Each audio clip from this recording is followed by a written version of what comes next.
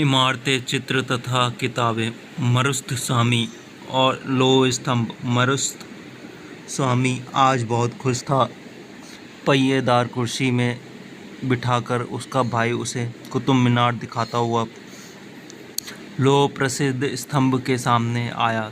धूल भरे पथरीले रास्ते से रैंप के सहारे यहाँ तक आना काफ़ी मुश्किल था। अपने इस अनुभव को मरुस्तस्वामी कभी नहीं भूल पाएगा। धातु विज्ञान। प्राचीन भारतीय धातु वैज्ञानिकों ने विश्व धातु विज्ञान के क्षेत्र में प्रमुख योगदान दिया है। पुरातात्विक खुदाई ने यह दर्शाया है कि हड़प्पा वासी कुशल शिल्पी थे और उन्हें तांबे के धातु कर्म की जानकारी थी। उन्होंने तांबे और टीन को मिलाकर कांसा भी बनाया था। जहां हड़प्पावासी कांस्य युग से जुड़े थे, वहीं उनके उत्तराधिकारी लौह युग से संबंध थे। भारत अत्यंत विकसित किस्म के लौह का निर्माण करता था।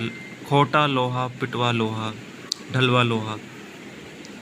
लौह स्तंभ। महरौली में कुतुब मीनार के परिसर में खड़ा यह लौह स्तंभ भारतीय शिल्पकारों की कुशलता का एक अद्भुत उदाहरण है।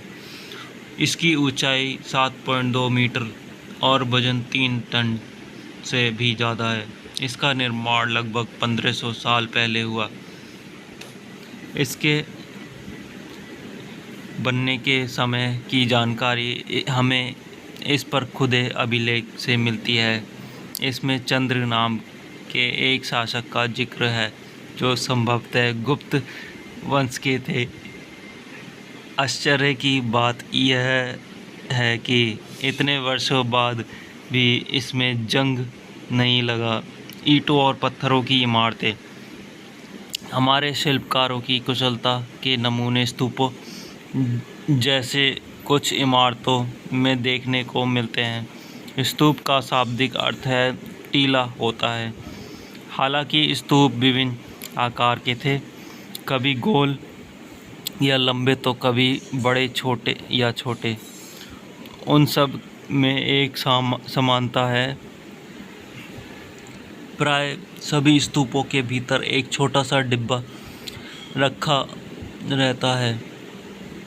इन डिब्बों में बुद्ध या उनके अनुयायियों के शरीर के अवशेष जैसे दांत, हड्डी या राख या उनके द्वारा प्रयुक्त कोई चीज़ या कोई कीमती पत्थर अथवा सिक्के रखे रहते हैं।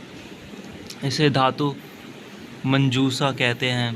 प्रारंभिक स्तूप धातु मंजूसा के ऊपर रखा मिट्टी का टीला होता था।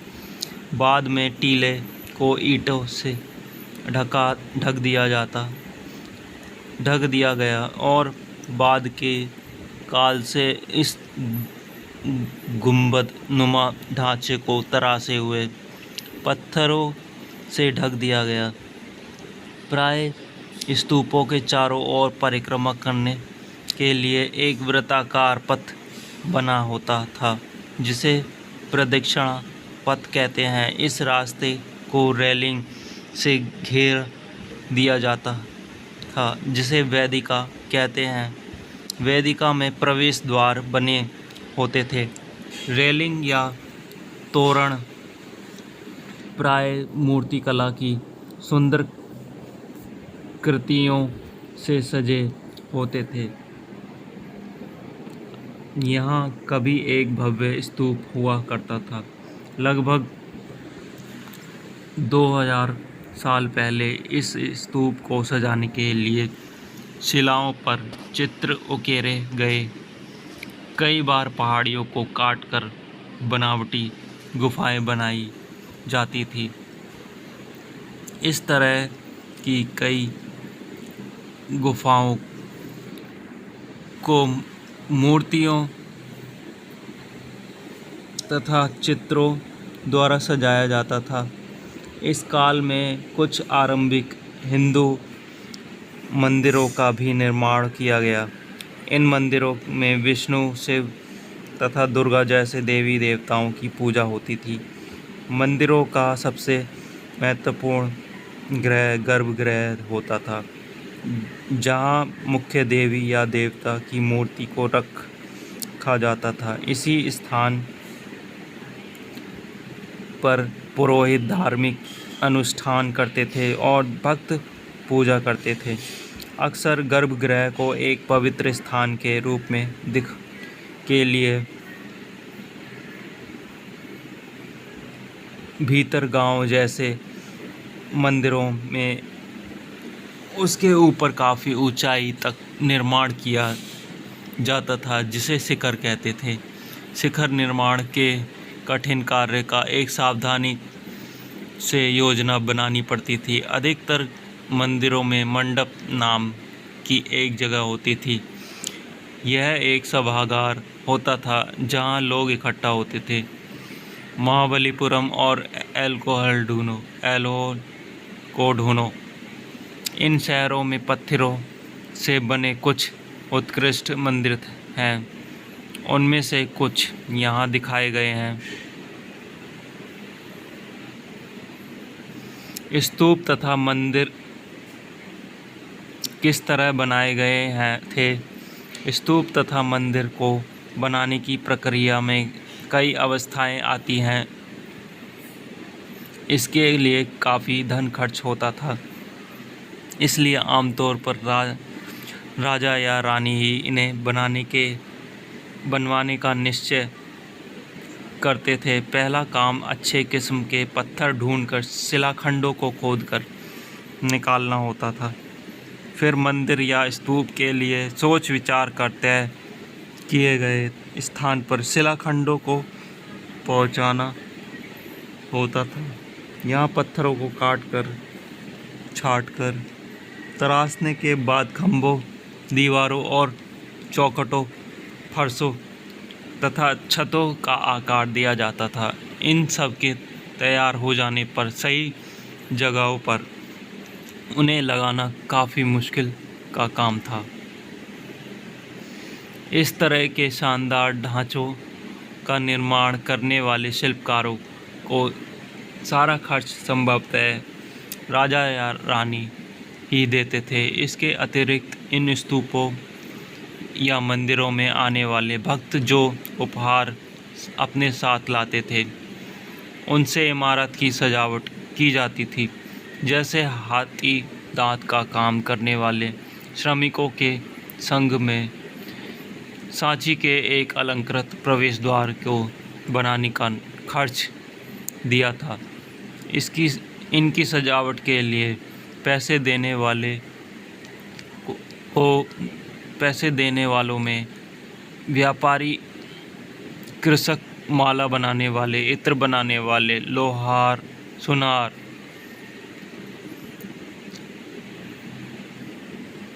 तथा ऐसे कई स्त्री पुरुष शामिल थे जिनके नाम खंभों, रेलिंगों तथा दीवारों पर खुदे हैं। इसलिए जब तुम इन स्थानों को देखने जाओ तो याद रखना कि कितने सारे लोगों ने इन्हें बनाने और सजाने में अपना योगदान दिया था। चित्रकला यह वह जगह है जहाँ के पहाड़ों में सैकड़ों सालों के दौरान कई गुफाएं खोदी गई। इनमें से ज़्यादातर बौद्ध भिक्षुओं के लिए बनाए गए विहार थे। इनमें से कुछ चित्रों को द्वारा सजाया गया था। यहाँ इनके कुछ उदाहरण दिए गए।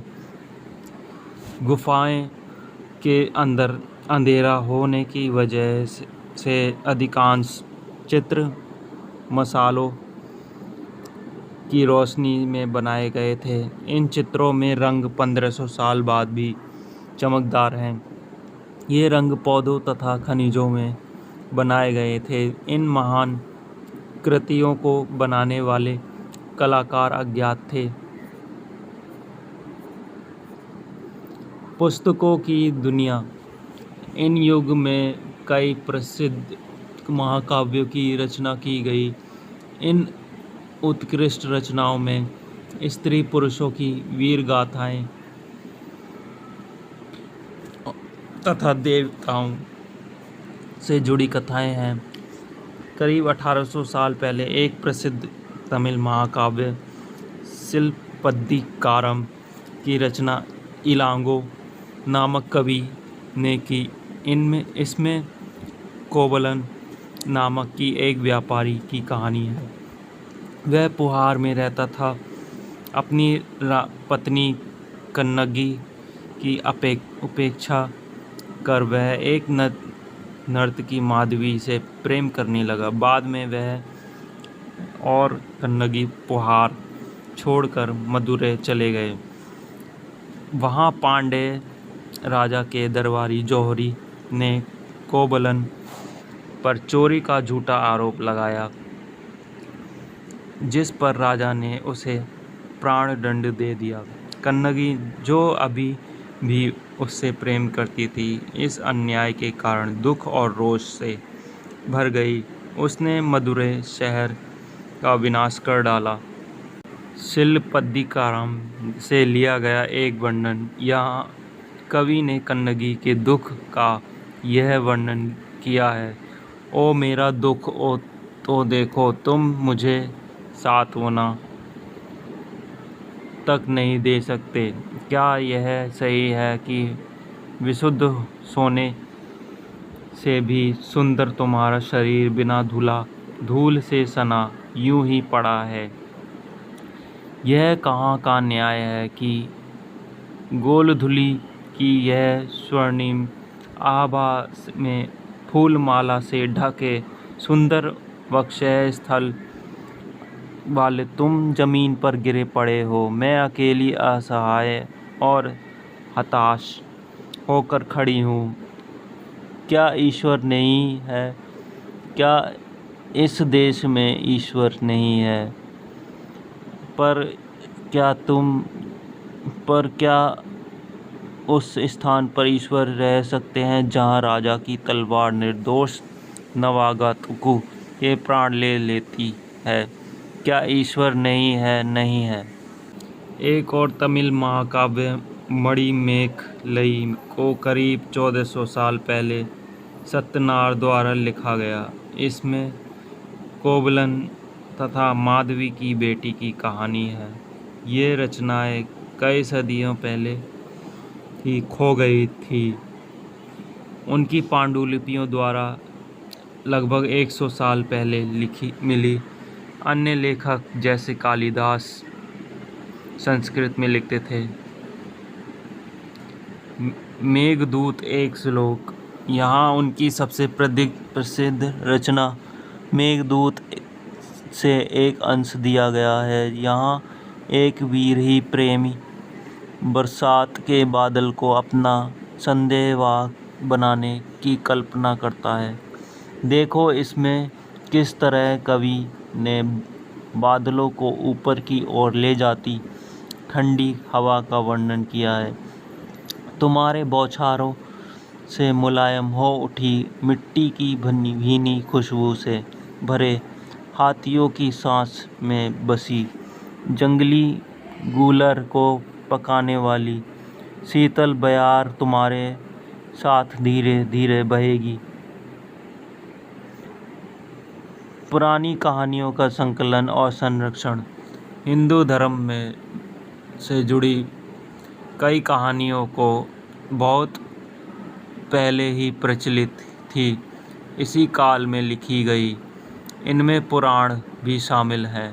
पुराण का शाब्दिक अर्थ है प्राचीन। पुराणों में विष्णु, शिव, दुर्गा या पार्वती जैसे देवी देवताओं से जुड़ी कहानियाँ हैं।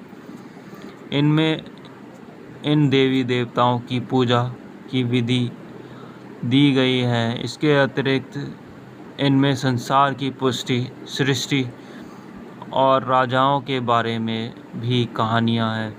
अधिकतर पुराण संस्कृत श्लोक में लिखे गए हैं, जिससे सब उन्हें सुन और समझ सके। स्त्रियां तथा शूद्र, जिन्हें वेद पढ़ने की अनुमति नहीं थी, वे भी इसे सुन सकते थे। पुराणों का पाठ पुजारी मंदिरों में किया करते थे। जिससे लोग सुनने आते थे। दो संस्कृत महाकाव्य महाभारत और रामायण लंबे अरसे से लोकप्रिय रहे। इनमें से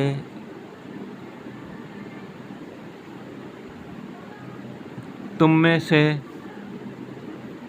कुछ बच्चे इन कहानियों से परिचित होंगे। महाभारत कौरवों और पांडवों के बीच की युद्ध की कहानी है। इस युद्ध का उद्देश्य पुरु वंश की राजधानी हस्तिनापुर की गद्दी प्राप्त करना था। यह कहानी तो बहुत ही पुरानी है, पर आज इसे हम जिस रूप में देखते हैं वह मंदिर वह करीब 1500 साल पहले लिखी गई। माना जाता है कि पुराणों और महाभारत दोनों को ही व्यास नाम के ऋषि ने संकलित किया था। महाभारत में ही भगवद गीता भी है, जिसके बारे में तुमने अध्याय 9 में पढ़ा था। रामायण की कथा कौशल के राजकुमार राम के बारे में है। उनके पिता ने उन्हें वनवास दे दिया था। वन में उनकी पत्नी सीता का लंका के राजा रावण ने अपहरण कर लिया था। सीता को वापस पाने के लिए राम को लड़ाई लड़नी पड़ी। वे विजयी होकर कौशल की राजधानी अयोध्या लौटे। महाभारत की तरह ही रामायण भी एक प्राचीन कहानी है, जिसे बाद में लिखित रूप में दिया गया। संस्कृत रामायण के लेखक वाल्मीकि माने जाते हैं। आम लोग द्वारा कही जाने वाली कहानियाँ आम लोगों भी कहानियाँ कहते थे, कविताओं और गीतों की रचना करते थे, गाने गाते थे, नाचते थे और नाटकों को खेलते थे। इनमें से कुछ इस समय के आसपास जातक और पंचतंत्र की कहानियाँ के रूप में लिखकर सुरक्षित कर लिए गए। जातक कथाएँ जो अक्सर स्तूपों की रेलिंगों तथा अजंताओं के चित्रों में दर्शाई जाती थी। इनमें से एक कहानी अगले पृष्ठ पर दी गई है। बंदर राजा की कहानी। एक समय बंदर का एक महान राजा हुआ। वह हिमालय पर गंगा के किनारे अपने 80,000 अनुयायियों के साथ रहता था। इन सारे बंदरों को एक खास आम पेड़ की फल बहुत प्रिय थे। वे आम बड़े मीठे होते थे। इतने स्वादिष्ट आम धरातल पर नहीं उगते थे। एक दिन एक पका हुआ आम गंगा नदी में गिर कर बहते बहते वाराणसी पहुंच गया। उस वक्त नदी में वहाँ का राजा नहा रहा था। उसे वह आम मिला। उसे चखकर वह हैरान रह गया। उसने अपने राज्य के जंगलों की देखभाल करने वालों से पूछा कि क्या वे इस आम के पेड़ को ढूंढ सकते हैं या नहीं। वे राजा को हिमालय की पहाड़ी पर ले गए। वहां पहुंचकर राजा तथा उसके दरबारियों ने खूब आम खाए।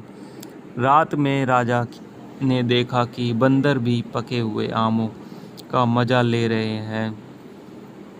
राजा को यह बात बुरी लगी और उसने उन्हें मार डालने का फैसला किया। बंदरों के राजा ने अपनी प्रजा को बचाने की यह योजना बनाई। उसने आम के पेड़ की टहनियों को तोड़कर उन्हें आपस में बांधकर नदी पर एक पुल बनाया। इसके एक छोर को वह तब तक पकड़े रहा जब तक उसकी सारी प्रजा ने नदी को पार न कर लिया। पर इस प्रयास से वह इतना थक गया कि मरणासन होकर गिर पड़ा। राजा ने जब यह सब देखा तो उसने बंदर राजा को बचाने की काफ़ी कोशिश की, पर वह सफल ना हुआ। बंदर राजा की मृत्यु पर उसे शोक हुआ और राजा ने उसे पूरा सम्मान दिया। मध्य भारत में भरहुत के एक स्तूप से मिले एक पत्थर पर उकेरे गए चित्र में इसे दिखाया गया है। विज्ञान की पुस्तकें इसी समय गणितज्ञ और खगोल शास्त्री आर्यभट्ट, संस्कृत में आर्यभट्टियम नामक पुस्तक लिखी। इसमें उन्होंने लिखा कि दिन और रात पृथ्वी की अपनी धुरी पर चक्कर काटने की वजह से होते हैं, जबकि लगता है कि रोज सूर्य निकलता है और डूबता है। उन्होंने ग्रहण के बारे में भी एक वैज्ञानिक तर्क दिया। उन्होंने वृत्त की परिधि को मापने की भी विधि ढूंढी निकाली, जो लगभग उतनी ही सही है जितनी कि आज प्रयुक्त होने वाली विधि। बारहमहीर, ब्रह्मगुप्त और भास्कराचार्य कुछ अन्य गणितज्ञ और खगोलवेत्ता थे जिन्होंने कई खोजें की इसके बारे में पता लगा। शून्य अंकों का प्रयोग पहले से होता रहा था, पर अब भारत के गणितज्ञों ने शून्य के लिए एक नए चिन्ह का आविष्कार किया। गिनती की यह पद्धति अरबों द्वारा अपनाई गई और तब यूरोप में फैल गई। आज भी यह पूरी दुनिया में प्रयोग की जाती है। आयुर्वेद चिकित्सा विज्ञान की एक विख्यात पद्धति है जो प्राचीन भारत में विकसित हुई। प्राचीन भारत में आयुर्वेद के दो प्रसिद्ध चिकित्सक थे, चरक प्रथम द्वितीय शताब्दी ईस्वी तथा श्रु 4वीं शताब्दी ईस्वी। चरक द्वारा रचित चरक संहिता औषधि शास्त्र की एक उल्लेखनीय पुस्तक है। अपनी रचना श्रुत संहिता में श्रुत शल्य चिकित्सा की विधियों का विस्तृत वर्णन किया है।